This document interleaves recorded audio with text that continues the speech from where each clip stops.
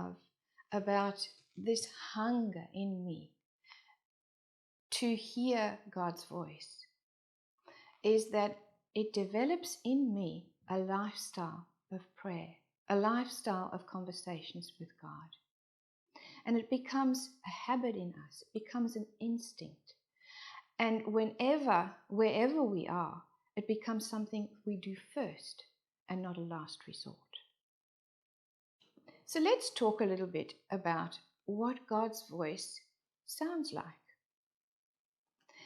There's so many scriptures that talk about his voice sounding like roaring thunder, like a rushing wind, like a waterfall, or many times it's just a small, still voice.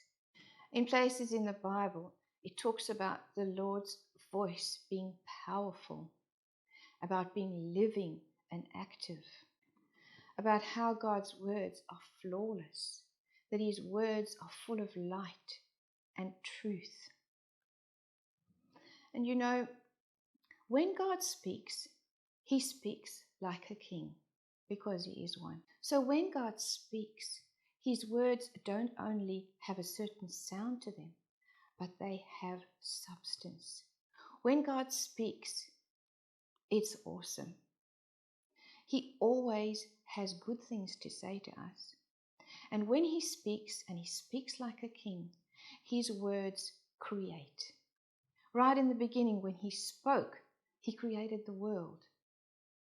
So when God speaks peace, he brings peace into you. He brings peace into your home. When he speaks joy, he creates joy. When he speaks healing, he brings healing to our bodies. So God's voice is sweet. To hear his voice is better than anything in the whole world. He speaks clearly and he brings truth and understanding. He doesn't bring confusion, he brings understanding. Everything he says is true. He doesn't ever lie to you. He brings healing. He never wants to hurt you. His voice is peaceful and kind. But I have learned that there is a particular way that God speaks to me. So do you know how it is that God shares his thoughts with you? How do you hear from him? How do you hear from him?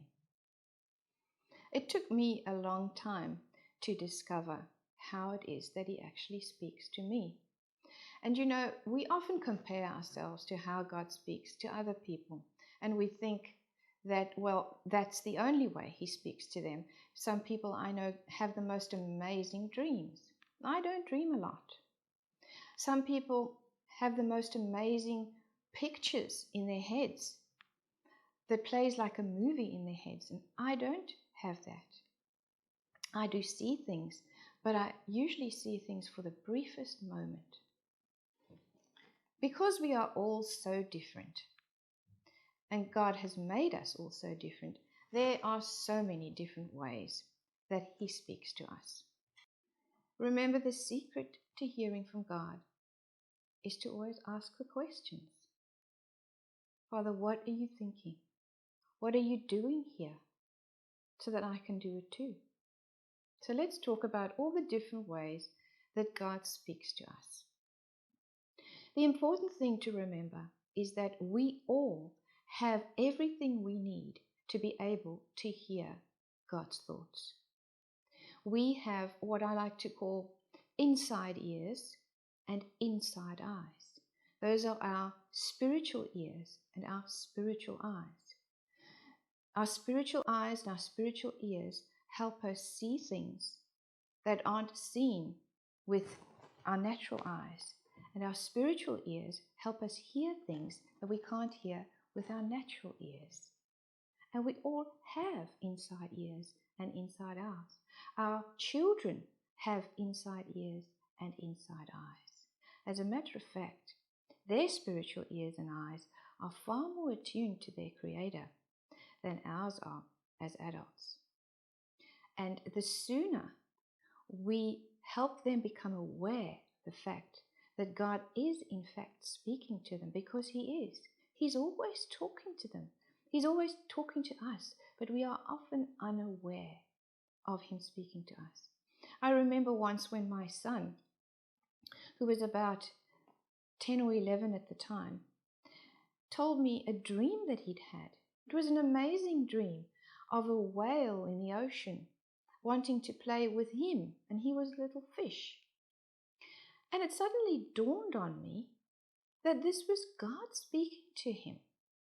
God was actually telling him that he wanted to have a relationship with him. He wanted to play with him, and he loved him. And of course, once it dawned on me, I told him as much.